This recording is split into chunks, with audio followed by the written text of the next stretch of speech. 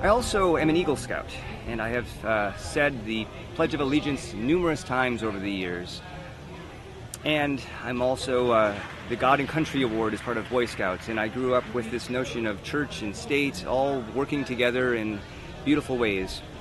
But as I've matured as a Christian and rethought some things and owned the faith more for myself, I've come to have some tension around that wedding of church and state. I am comfortable saying the Pledge of Allegiance.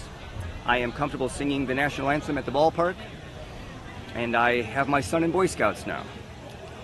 And yet, there are some changes that I've had to make over the years. When I think of the 4th of July and our celebration of our independence as a nation, I have mixed feelings. I don't believe that war, the colonial war of revolution, actually met the criteria for Christian just war theory. We weren't attacked first. And we utilized violence to achieve ends that we celebrate them, but those ends could have been met through other means if we had been more intentional and more tactful and more Christian. And so, though I have issues and challenges with how our nation got its birth, and I have a sense that the violence of our birth and then the fireworks and the flybys of the military sort of work together to maintain a militaristic presence, and we are, in fact, the nation that has bases all around the world compared to other nations, and we spend more on our military than all the rest of the nations of the world do on theirs combined. And that doesn't strike me as a Christian nation. It doesn't feel congruous with my understanding of the faith.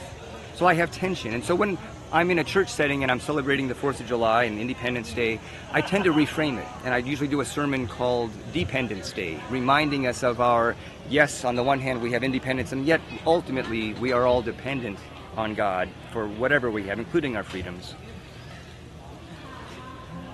And I also am one of the people who now has this tension with what's called civil religion, and the idea of having the American flag at the altar, at the sanctuary, feels wrong. It's not Christ's holy church when we're doing that. We're posing a flag and declaring it, this is our nation's church. Well, Christ's holy church transcends the nations.